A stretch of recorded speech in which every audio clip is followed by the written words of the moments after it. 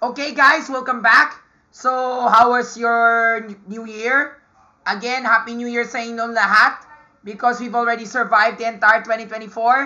Ngayon, we're now completely at 2025. So, let's wish ourselves some good luck by playing a game called Probability! Yay! Back to school na naman tayo mga parikots. Alright, so far so good. So, praise the Lord, we've already done basic probability sa set A, factorial methods in set B, compound probability in set C, and probability distribution table sa letter D. Ngayon naman sa letter A, we're going to work on some other probability distributions or which we call binomial experiments. Okay? Which we call the binomial probability distribution table. Alright? Ready? So let's begin. Now, letter number 1. When you flip coins, diba remember most popular example in stats and probs is kung magkahagis ka ng pera o ng barya, diba? So when you flip a coin. And when you flip a coin, let's answer the following questions. Letter A. Find the probability such that when a coin is tossed 10 times, find the probability that you will obtain 6 tails. Yan, ibig sabihin, diba remember, ang question na yan, 10 coins are being flipped. Tama? When you flip 10 coins, you're going to get either heads or tails. And what is our goal? Our goal is to obtain 6 tails. So how do we make the distribution table? Ganito kasi yung formula. Okay, ganito yung formula ng binomial probability distribution. Naalam mo yung formula NCR. Tama? NCR. Diba? N stands for ano yung N? N stands for number of trials. Okay? Ilan yung mga attempts? R, ibig sabihin ng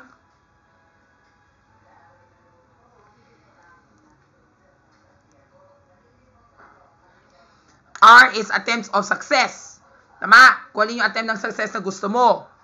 Tapos yung Q, that means probability of failure. Okay? And then yung P, which stands for the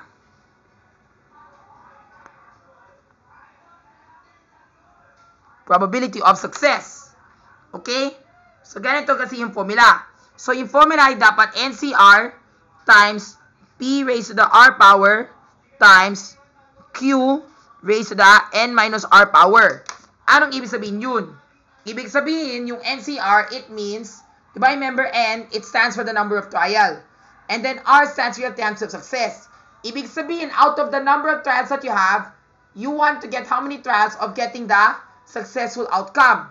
Like for example, sa first example, sabi ko, when a coin is tossed 10 times, find the probability of getting 6 tails. So you want to get tails 6 times. Tama? And then yung P, raised to the R power, that means, anong ibig sabihin ng P? The P that stands for the probability of success. Kung ano yung gusto mo. Like for example, gusto mo ng ng tail. So that's P raised to the R 6 times. Ang R ay 6 kasi nga diba remember, we need to get 6 tails. Diba? And then the Q, which is the probability of failure, raised to the bakit by N minus R power. Anong ibig sabihin ng N minus R? Yung, diba yung N, it stands for the number of trials. Tama? And R stands for the number of successes that you want. So if you subtract that, you get this answer. And dapat, when you add up the two exponents, they should add up to your N. Par tama. So if we were to type the formula, it will go like this. Diba? We have, wait lang po we have 10, C, what's the C? 6, diba? So 10C6 raised to the, diba remember the probability of success is, ano to? So yun ang formula namin. 10C6, diba remember, out of 10 trials, you want to get 6 of them that you want success. And then 1/2 raised to the 6th power. Anong ibig sabihin ng 1/2 raised to the 6th power? Ang 1/2 raised to the 6th power, ibig sabihin, yung 1/2 na yan, diba, 1/2 stands for the probability of success, diba, of getting tails. And you raise that to the 6th power because you want 6 tails. Diba? And 1/2 raised to the 4th power, ano ibig sabihin ng 1/2 raised to the 4th power? 1/2 stands for the probability of failure, which is the head. And you want to get 4 heads, diba? Tama? And dapat these two exponents that you see here, they should add up to your N. Tama? And that's how you do the probability distribution table. So to do this, ganito yung formula. So you multiply the 3. 10C6 times 1/2 raised to the 6th power times 1/2 raised to the 4th power. What answer would you get here? Yan, di ba? Ito yung solution. The product of these numbers. So ganito kasi yun. Ito yung ginawa kong solution. So di ba, remember this one is the combination of 10C6. Tama? And then this is 1/2 raised to the 6th power. That stands for the probability of success. Tapos ito naman yung probability ng failure. Tapos ang ginawa namin, minultiply kong lahat, and we should get, what's the answer? The answer is 20.50%. Yun ang tamang sagot. Okay? So that is the answer in number 1. Next, number 2. Sa letter B naman, getting ahead on the 5th attempt. Ayan. This one implies a geometric probability distribution. Kasi nga sometimes, instead of asking for binomial experiment, they might also ask you in geometric probability distribution. Sa geometric probability distribution, it talks about getting the satisfaction on the trial that you want. Like for example, sabi dito, you want to get ahead on the 5th attempt. So if you want to get ahead on the 5th attempt, so therefore, ang combination na kailangan mo ay tail, tail, tail, tail for 4 times. Tapos yung panghuli sa 5 ay head. Tama? Kasi we know naman, if you toss a coin 5 times, you will get 32 possible outcomes. And 1 out of the 32 possible outcomes, you will get the tail, tail, tail, head. Tail, tail, tail, tail, head. If you are to list all the possible samples, of course, the head will be here. We cannot count that. If the head were on 2nd, we cannot count that. If the head were on 3rd, we cannot count that din. If the head were on 4th, we cannot count that din. If the head were on 5th, we can count that. Tama? So that is getting ahead on the 5th attempt. And to do this, the formula goes as follows. So the formula goes like this. Di ba, remember, sa 1/2 na yan, gusto mo tails, di ba? You want to get 1/2. And then on the second try, you want to get another tails. So multiply by another 1/2. Sa 3rd attempt mo, gusto mo another 1/2 din. Tama? Gusto mo tails pa rin. Sa 4th attempt, gusto mo 1/2 din. Dahil tails. At saka sa panghuli, gusto mo ng head. So 1/2 in green. Yung naka-green, ibig sabihin the head. Yung naka-red, that's the yun, the tail. So what do you notice? Do you know the red 1/2 can be converted into an exponent? So therefore, this is going to be 1/2 raised to the 4th power times the green 1/2, which is the 1/2 raised to the 1st power. So therefore, if you are to do the geometric probability distribution, the x stands for the trial that you want success. So therefore, the probability goes like this as follows. Q, which stands for the probability of failure, raised to the x minus 1 power. Bakit x minus 1 yung exponent sa Q? Ibig sabihin kasi yung x, let's say for example, gusto mo yung attempt na yan sa 5th trial, so therefore 5 minus 1 is 4. So 4 trials, you want to get the wrong one. And then sa pang-5, gusto mo yung tama, times P, which stands for the probability of success. So yun yung formula. So kapag in-input mo yung 5 doon, 5 minus 1 is 4. And then 1/2 raised to the 4th power times 1/2 is 1/32. So therefore, 1 out of the 32 possible outcomes that you will get the one that you want. Now let's see if this is true. Okay, so this is what I did here. Ang ginawa ko dito, pinatak ko. So therefore, this is the probability of failure. 1/2, this is tails. Raise the 5 minus 1 power. That is 4 because 4 times you need to get tails. And then this one, 1/2 raised to the 1 power because in the last trial, gusto mo kukunin mo yung head. And then you multiply that together, you should get, what's the answer? 3.13%. Konti lang, no? Sa buguan ng head sa 5th trial. So yan. Now, for letter C, here's the question. Same as question letter A, but find the probability of obtaining at least 8 heads. Ayan, this one's kind of tricky. Pero don't worry. Kasi nga, this still implies the application of summation and combination. And furthermore, this also implies the application of composing the probability distribution table. Okay? Kasi nga dito sa question nito, we want to get at least 8 heads. So therefore, from 1 to 7, from 0 to 7, we will not count that. So therefore, we want to get 8, 9, and 10. So find the probability that satisfies you such that you get at least 8 heads. So here's the probability distribution table. So di ba remember, we have to do this step by step. So first off, let's start if R were 8, di ba? Nala mo yung N namin? Ang N ay 10, di ba? Ang R namin, which stands for the target that we want, it's from 8 to 10, di ba? So 8, 9, and 10. Tapos pagkatapos yan, isum everything up.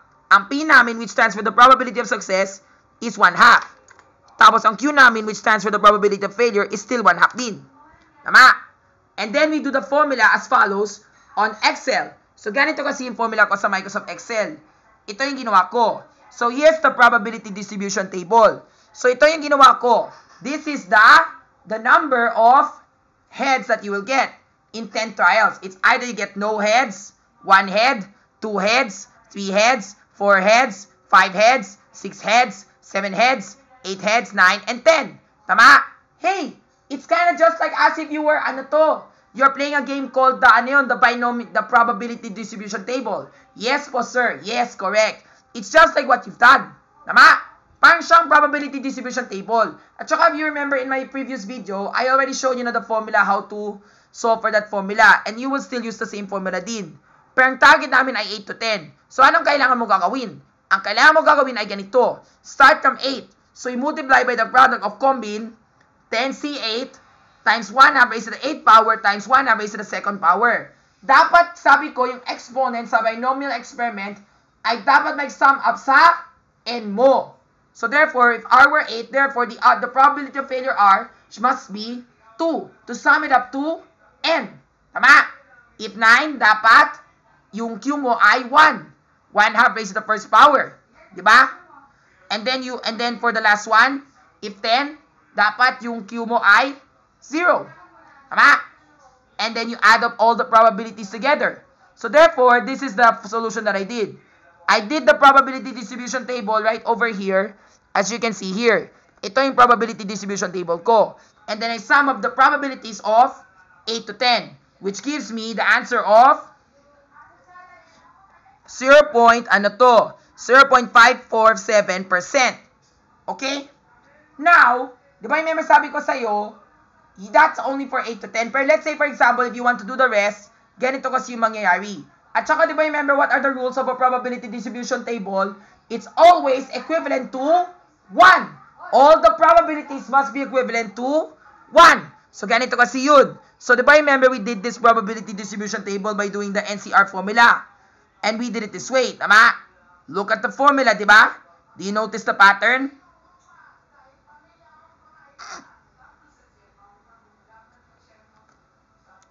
See, I told you.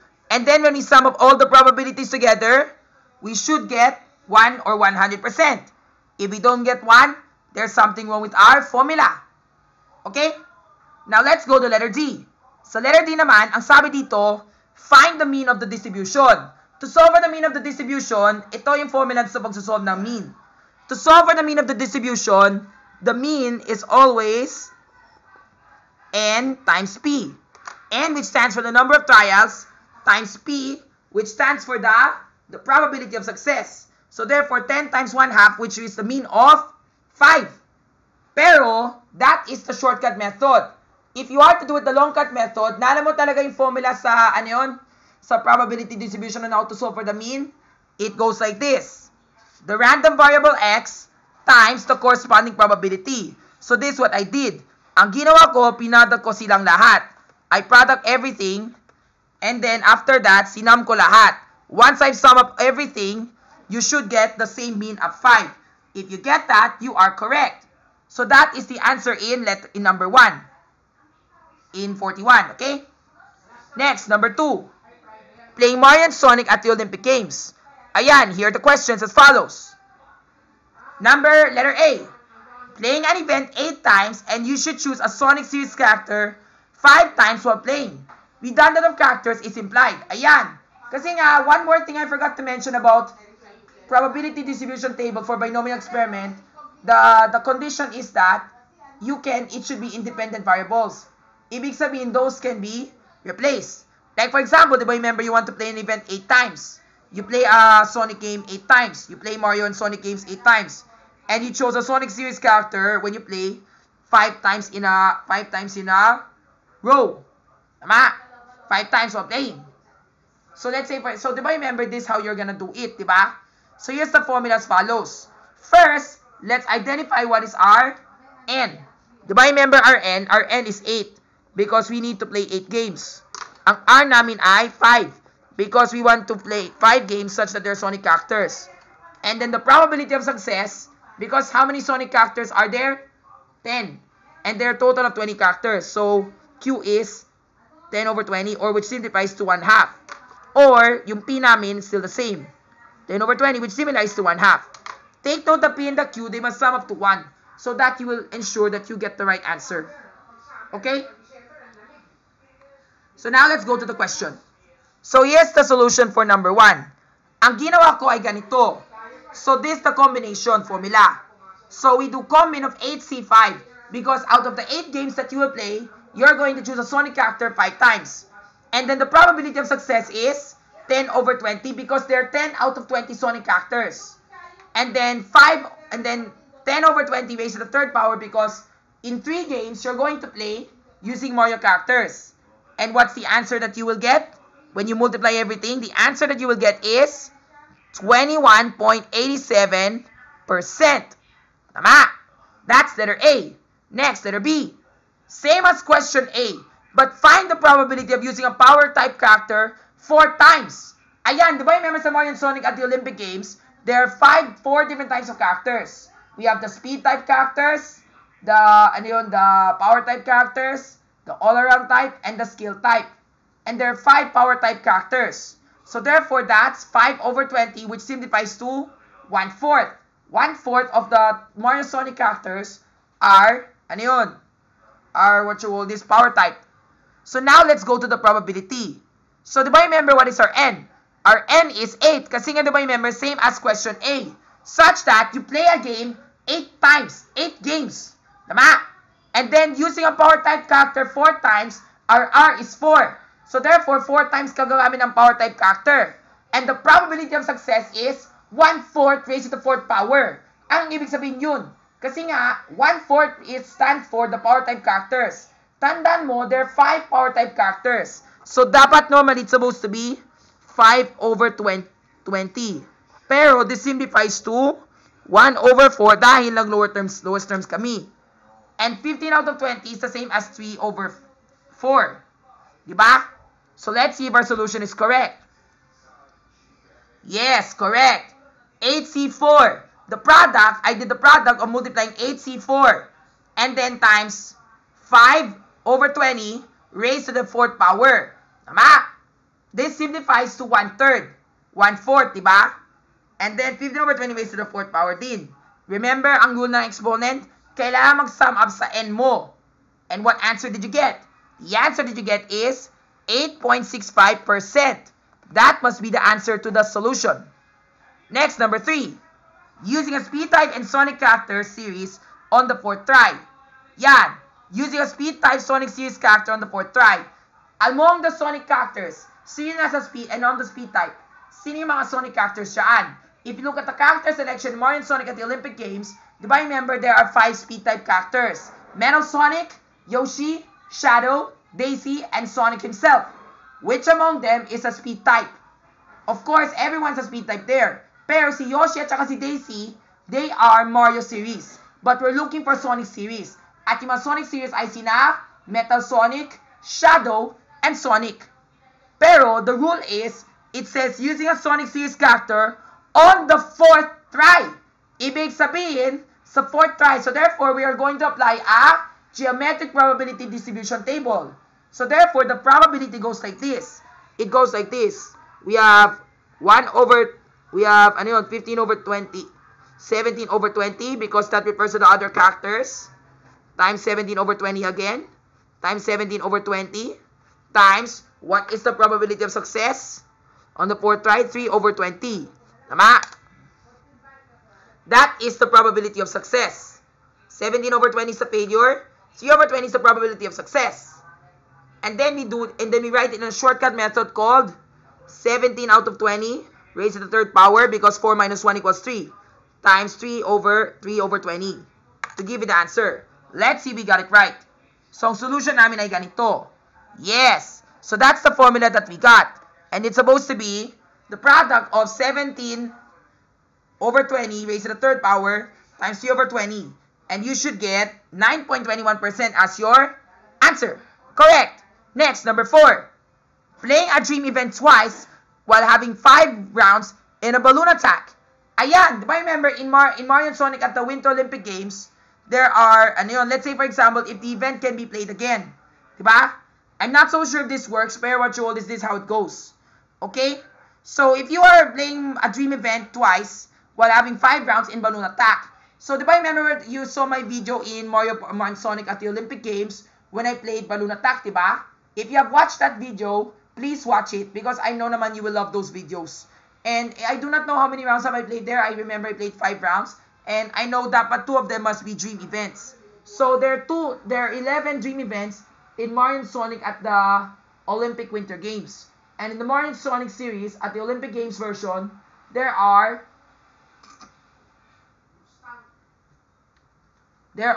15 events. Tama? There's Alpine, Downhill, Giant Slalom, Large Hill, Moguls, Ski Cross, Half Pipe, Snowboard Cross, Speed Skating 500 meters, Short Track 1000 meters, Relay, Bobsleigh, Skeleton, Figure Skating, Ice Hockey, Curling. So tama, 15. So therefore, 11 out of 26, which is the probability of success. Tama? And this one implies the NCR method using binomial experiment. So ano yung N namin? Ang N namin ay 11.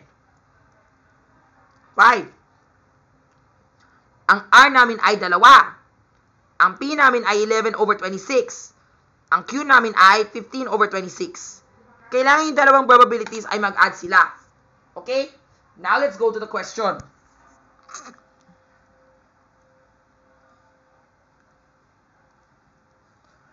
Yes, I know naman ni Minig 1 half because I think baka mali mo, there could be, it's half. Baka mali mo, there might also be team there. Pero what you all this, never mind na. Basta, that's the formula. So, 5C2, which is, 5 combination 2. Diba? And then 1 half raised to the second power because that's the probability of success. And the probability of, maybe siguro I also include the team kasi nga gusto ko yung, separate yung team. Okay? And then what you hold is 1 half raised to the cube power. That's, 1/8. So, therefore, when you multiply that together, you're supposed to get 31.25%. Yun yung sagot. Now, let's say if I were to try this formula of combine of 5C2 times the probability of success, which is, Diba, remember, 15 over 26 raised to the second power. Tama? Times, no, that's, a dream event, diba? 11 over 26 times 15 over 26 raised to the third power. What answer do you get? Yeah, it's still the same. Although there's a bit of a discrepancy. So yun yung sagot. Okay? Next, let's go to letter E. In a wheel challenge, find the probability of playing a team event on the 6th round. O yan, di ba remember me say team event? Di ba remember sa wheel challenge, if you watch my videos of Mario and Sonic at the Olympic Games, there if the wheel lands on a versus mode where you team up, ibig sabihin you're going to play in teams. Most of the games that you will play in Mario and Sonic at the Olympic Games, the wheel challenge, are all individualized. Only single player method. Unless the wheel gets to land on a versus phase, and then you get to play a team game. If you have watched those videos, please watch it, okay? So playing a team event on the 6th round. So that implies a geometric probability distribution table. Tama? So all you have to do is to subtract. So therefore, di ba remember, let's just assume that the wheel is just default such that there are 8 characters, 2 for each character, and then 2 question mark spaces, and then 2 versus spaces. Because I know naman, as the game goes by, for every round, the tiles will always interchange.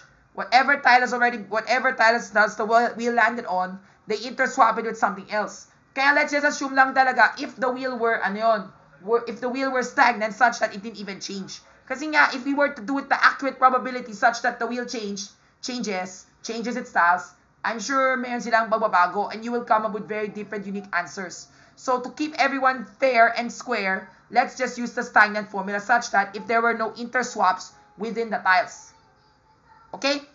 So now here's how you do it. So therefore, the probability of success is 2 out of 12, which simplifies to 1 out of 6. And the probability of failure is 10 over 12, which simplifies to 5 over 6. And then, the n stands for, and then the x stands for 6. So therefore, 5 minus 1, you want to get 10 over 12, 10 over 12, 10 over 12, 10 over 12, times 10 over 12. So yun ang formula. Let's see if we got it right. So ganito yung formula ko. Yan. The product of 10 over 12 raised to the 5th power times 2 over 12. And that will give you 6.69%. That is just assuming lang talaga if the spaces are just stagnant. Last but not least, let's go to number 6. Mario wants to have a team of having 2 skill type Sonic characters. Ayan. Diba remember in this last game, sa letter F, you are going to have a team. Pero this one, it implies a hypergeometric probability distribution table. Diba remember ang rule namin sa hypergeometric probability distribution table, it's the same as combination formula when it comes to probability that we've done in our previous lesson. Pero this time, it will teach you the details step by step. So therefore, you have to identify what is capital N, lowercase n, ganito kasi yun. So yan yung formula ng distribution, okay? So capital N stands for the population, lowercase n stands for the sample, ibig sabihin, when they're selected. Tapos K stands for the number of successes found in the population, and then yung X, the one that you want. So ganito kasi yun. This is the formula. Ganito yung formula. So therefore, the formula is KCX, and then N minus K combine N minus X. Kasi nga yung capital N minus K, it stands for, di ba remember this one stands for the probability of success. This one stands for the probability of failure. Kaya ang sabi ko sa'yo, this one is just like the same of combination probability that you learned before. Pero this time naman, it explains the formula in details. So, anong ibig sabihin ng capital N minus lowercase k? Ang capital N minus lowercase k, that stands for the failure. Capital N stands for the number of people in the population, the big population, minus the K stands for the successes in the population to give you the failures in the population itself. Tapos, N minus X, diba, lowercase n minus X stands for you're gonna choose the failure. Diba, remember, you're going to select these. And then you're going to get the ones that don't satisfy you. All divide by capital N, combine lowercase n, because, diba, remember, it's just like what you did before. Like, for example, diba, remember, 52 cards, you're going to choose 5. So, diba, remember, you want to get the hearts. The hearts are the K, diba? So, you want to get 5 cards. So, 13C, ano yun? 13, you want to get 2 hearts. So, 13C2, diba? And then, diba, 52 minus 13. So, 39. And then, N minus X, that's, ano yun? 5 minus 2. To give you, ano yun? 3. So, dapat they should add up to 52C5. Yun ang rule namin sa combination probability. Kaya yung hypergeometric probability distribution table, it's the same as combination probability. So now we do the formula itself, ganito kasi yung mangyayari. Diba remember, KCX, diba, ano yung value ng K? Diba remember, ang N, how many characters are there in the population? There are 20 characters. Tama? Pero, diba remember, let's say Mario's already there na. So since Mario's already there, ang kailangan namin ay 19. So 19 characters na lang. Now yung sample, that stands for how many people you want to choose. And diba remember, if you want to play a team, there are three characters whom you need to choose. Because a team is made out of 4 people. So you need to choose 3 more.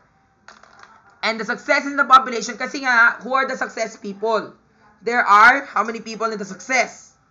And those are, diba remember, sabi dito, 2 skill type Sonic characters. The skill types are Peach, Tails, Waluigi, Dr. Eggman, and Silver. They're all skill type. So we need to get the Sonic characters. And there are 3 of them. Tails, Dr. Eggman, and Silver. So, 3. And then, our X, we need to get 2. Kasi nga sabi dito, we need to get 2 skill type Sonic characters. Now, if we are going to apply that in our probability distribution table, so if you are going to apply that in our formula, so therefore this is going to be 3 combine 2, di ba? So 3C2 times this one, n minus k. Di ba? N minus k, that's 19 minus 3 to give you 16. 16 combine ilan yung mga gusto mo. So n minus x, di ba? So 3 minus 2, which is 1. All divided by our total, which is 19 combine 3. See, it's still the same, di ba? Still the same. Still the same, just like what we did in combination probability in the first place, di ba? Kailangan namin yung mga numero dito ay mag-add. So 3 plus 16 equals 19. 2 plus 1 equals 3. Now, let's do the formula in Excel. So, of course, when we do the formula in Microsoft Excel, mabilis lang talaga yung formula dito. Ayan. So, therefore, this is the formula that I did. Ito yun. Skill type sonic characters. Mario wants to have a team of having 2 skill type sonic characters. Ay, sorry, kasi nga, that's not supposed to be the one. That's the probability of 5C2. Kasi nga, we're talking about skill type characters.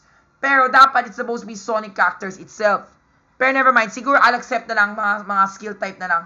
Siguro, skill type na lang para mas madali. Next time na lang yung sonic. So, 5C2, di ba remember there are 5 skill type characters? And you're going to choose 2 of them. And then the rest, 14 of them, they are not the skill type characters. And then divide by 19C3. So, dapat yun yung sagot. So, the answer is 14.45%. Now, let's say, for example, based on my literal question, let's see how this will go. So, therefore, this is going to be combine 3C2 times combine 16C1. Tama? And then all divide by combine of 19C3. And what answer did you get? We should get this answer of, wow, 4.95%. Yun yung sagot. Okay? So that's the probability of getting the sonic characters. Skill type sonic characters. Next question.